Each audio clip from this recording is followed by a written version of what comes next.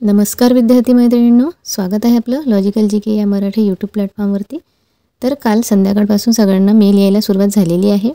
तर ICDSने आणखी एक नवीन खेळ मुलींसोबत खेळलेला आहे। तो म्हणजे आता आपल्याला उद्याच्या पेपरला निगेटिव्ह सिस्टीम असणार आहे। 14 फेब्रुवारीपासून पेपरला सुरुवात झालेली आहे। फर्स्ट शिफ्ट 14 फेब्रुवारीला सकाळी 7:30 ला आहे। तर रात्री 8:30लाच त्यांनी सगळ्यांना मेल पाठवलेले आहे। त्यावर सगळं दिलेलं आहे की 100 मार्काचा पेपर 90 मिनिटं वेळ लागणार आहे सोडवायला आणि इंग्लिश आणि मराठी या दोन लँग्वेजमध्ये आपला पेपर होणार आहे। त्याचबरोबर 0.5 अशी निगेटिव्ह सिस्टीम त्यांनी दिलेली आहे।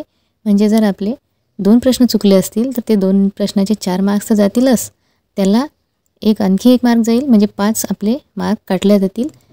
म्हणून उद्याचा पेपर व्यवस्थित सोडवा, कारण आपल्याला निगेटिव्ह सिस्टीम इथे लागलेली आहे आणि ही गोष्ट खरी आहे। जिकडे तिकडे यूट्यूबवर सगळ्यांनीच हा व्हिडिओ बनवलेला आहे। म्हणून आता आपल्याला जेवढे आले तेवढेच प्रश्न सोडवायचे आहे आणि तुपकी अजिबात मारायची नाही। जे कन्फर्म आहे ते कन्फर्मच प्रश्न आपल्याला सोडवायचे आहे। जरी आपल्याला 60 प्रश्न येत असतील तर 60च प्रश्नांचं आपण उत्तर द्यायचं। 10 प्रश्न जर आपले चुकले तर सरळ 10चे 20 मार्क तर जातीलच आणि आणखी 5 मार्क इथे आपले म्हणजे असे पूर्ण 25 मार्क इथे काटले जातील। जे प्रश्न आपण बरोबर सोडवतो त्यातूनही मायनस होतात।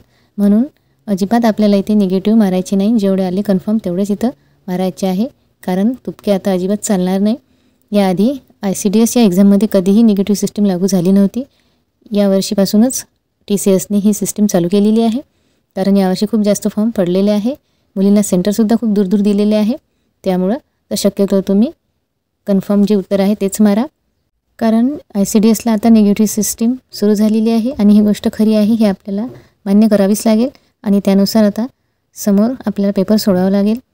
त्यांनी डिसिजन एकदम वेळेवर घेतल्यामुळे सगळ्यांना खूप टेन्शन आलेलं आहे। तर टेन्शन अजिबात घेऊ नका, जेवढे आले तेवढे क्वेश्चन मारा आणि पेपर योग्य रीतीने सॉल्व करून या आणि नंतर यामध्ये नॉर्मलायझेशनसुद्धा लागू होणार आहे। तर या पद्धतीने इथे माहिती देण्याचा मी प्रयत्न केलेला आहे। भेटूया नेक्स्ट अपडेट घेऊन, तोपर्यंत धन्यवाद आणि सगळ्यांना परीक्षेसाठी ऑल द बेस्ट।